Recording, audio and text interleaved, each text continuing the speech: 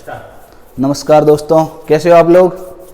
तो आज आपको नट बोल्ट की क्या प्रोसेस है, क्या होता है, डायग्राम विद आपकी उसके सभी पार्ट्स, इंटरनल और एक्सटर्नल थ्रेड के बारे में बात करेंगे। जैसा कि आप देख पा रहे हो, एक लेआउट बनाया हुआ है। ये एक्सटर्नल थ्रेड का है, ये इंटरनल थ्रेड का है। इसका एक जॉब भी है अपने पास, उसको भी अपन एक्सप्लेन करके अच्छे से समझेंगे ना। थोड़ा सा ब्रीफ में बता देते हैं। जैसे कि एमएस रॉड है, तो अपन का ये जो एक्सिस है, जो सीधा लास्ट में जो टच होके टाइट होता है, वो वाला ये सीधा है। इसके बाद जो यहाँ से, जैसे किसी भी एमएस रॉड, माइल्ड स्टील की जो रॉड काटते हैं, उसका जो बेसिक मेन जो साइज होता है ना, उसको मेजर डायामीटर कहते हैं। जो इसकी सर्वाधिक सबसे लंबा जो व्यास है, वो मेजर डायामीटर से अपन ने इसको रेखांकित किया है।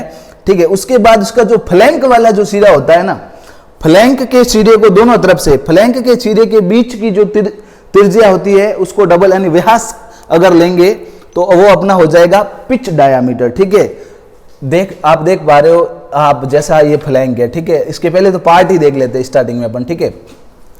अपना जो बोल्ट होता है, उस पर अपन जब स्पर्श करते हैं, जो भाग हमें टच करने से प्रतीत महसूस होता है, वो भाग जो है वो क्रस्ट कहलाएगा।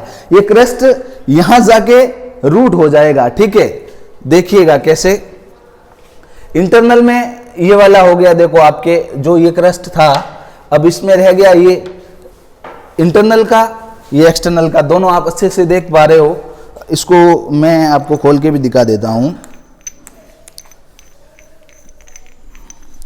ये आपका हो गया मेल पार्ट बोल्ट का, और ये है नट फीमेल पार्ट। ठीक है। ये इंटरनल थ्रेड है इसके अंदर, ये एक्सटर्नल थ्रेड है। ठीक है। दोनों का कॉम्बो है, आप यहां से देख सकते हो। ठीक है।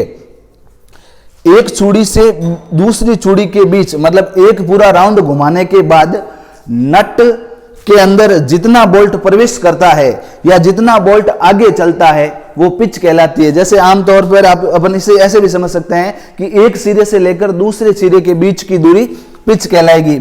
यहां से लेके यहां तक की ये जो दूरी है, पिच कहलाती है। आमतौर पे आपने क्रिकेट में भी देखा होगा, एक स्टंप से लेके दूसरे सिरे के स्टंप तक के बीच की जो दूरी होती है, उसे पिच कहते हैं। ठीक वैसा ही है, एक सिरे से लेके दूसरे सिरे, एक चूड़ी से लेके दूसरी चूड़ी के बीच की दूरी पिच कहलाती है। दूसरे शब्दों में अपन ऐसे भी कह सकते हैं कि एक चक्कर काटने के बाद बोल्ट जितना आगे बढ़ता है, वो उसकी पिच दूरी कहलाती है। ठीक है। ये हो गया पिच आपका।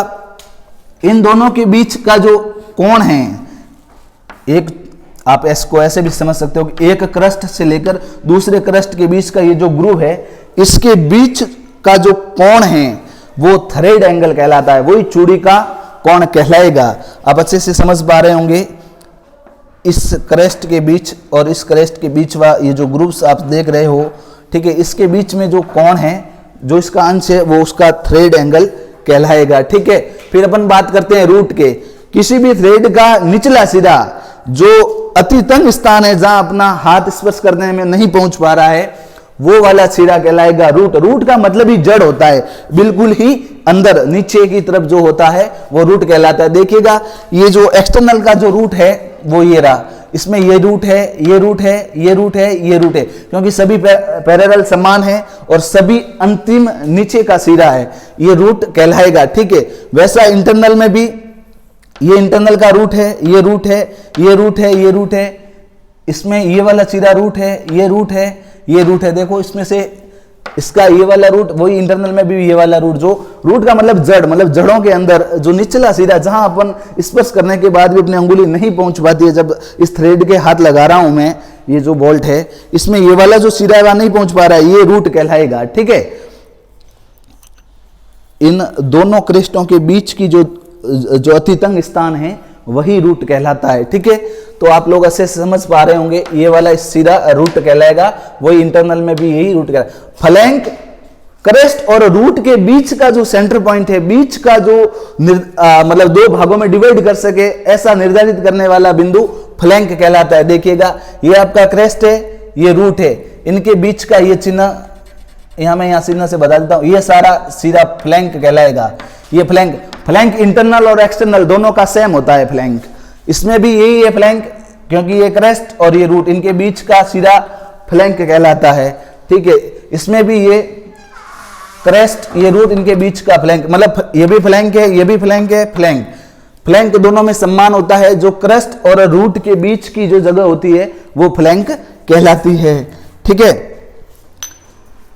ये आपका रह गया मेल बोल्ट और ये फीमेल नट। ठीक है, इसका संयोजन होगा, इसके अंदर इंटरनल चूड़ी कटी हुई है, ये एक्सटर्नल चूड़ी है।